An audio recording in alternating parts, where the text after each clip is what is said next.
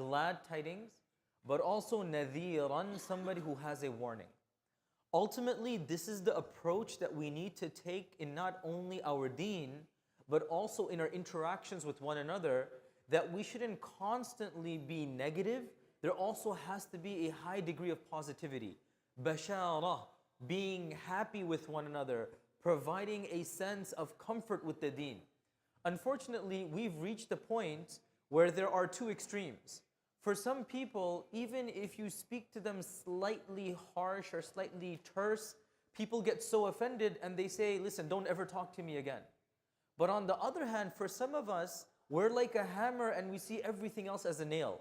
That the only way we're able to communicate is if I raise my voice, if I argue with you, if I complain, if I'm argumentative. Rasulullah ﷺ was bashiran wa nadhira.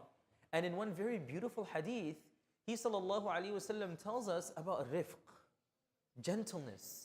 That gentleness is one of those things that beautifies anything that you do. I'm speaking to someone and I realize he has some flaws in his life. I realize that he's struggling with his faith. I can either approach this like a hammer or I can approach this with honey. And Rasulullah ﷺ would have, on most occasions, taken a more softer approach because that is the way Islam is much better approached. Nabi sallallahu alayhi wasallam, he says in one place that sadaqah is due on every limb. We have to give sadaqah all the time. But one way of giving sadaqah is أن تلقى أخاك بوجه طلق.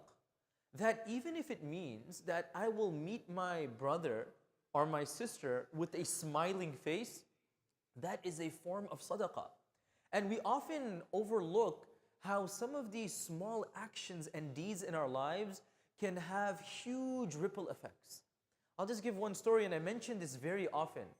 I remember the first time when I went to South Africa in 2008, when I was with my father, the madrasa over there, we had entered into the madrasa, and I walked inside, and I was greeting the vice principal that time, Qari Ismail Ishaq, rahimahullah ta'ala, and many other people, because I was really excited, a young child, teenager coming to study abroad, and I'm greeting everybody.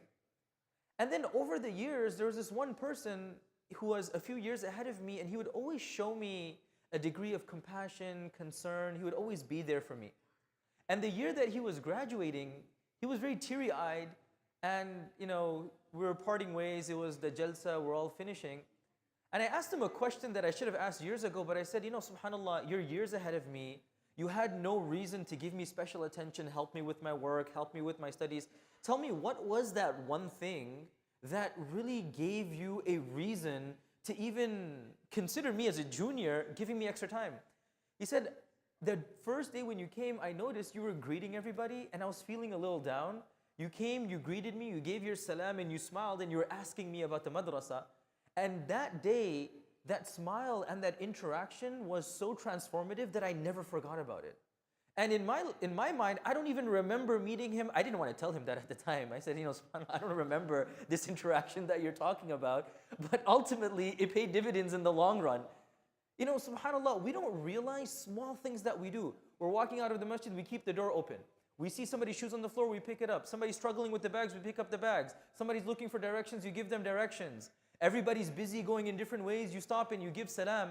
You will be surprised how impactful positivity is, and more importantly, how impactful giving something as basic as salam with a smile can be. It can be one of the strongest forms of da'wah. And not only in my personal experience, but many others have testified to this as well, that when you interact with people with good akhlaq, they'll be much more interested in Islam than you sitting there and giving them a 3-day lecture. It's your akhlaq, your character, your mu'ashara that draws people. And I'm going to conclude with that one statement that I said yesterday, that beautiful hadith, where Rasulullah ﷺ says, "Man qala halaka an-nas, fahuwa ahlakahum." Yes, there are times to be doom and gloom. There are times to talk about the Day of Judgment. There are times to talk about death. There are times to talk about the sins that we're committing and how we can rectify society. But we should balance that. Al-imanu bayna al-raja'i wal-khawf. We should also talk about Jannah. We should talk about Allah's forgiveness. We should talk about the clemency of Rasulullah sallallahu alaihi wasallam. In our interactions with one another, we need to learn to smile. We need to learn to be kind and generous, as opposed to always taking everything through the harsh route. And that is the sunnah of Rasulullah sallallahu alaihi wasallam. Let's never forget, bashiran wa nadhira.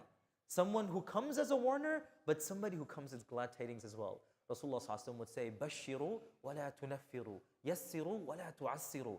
Give glad tidings, don't be harsh. Be easy, don't be difficult. May Allah subhanahu wa ta'ala allow us to be kind with our brothers and sisters. As Allah subhanahu wa ta'ala talks about the Sahaba, ruhama'u baynahum. They had rahmah between one another. And may Allah subhanahu wa ta'ala allow us to imbibe the positivity of Rasulullah sallallahu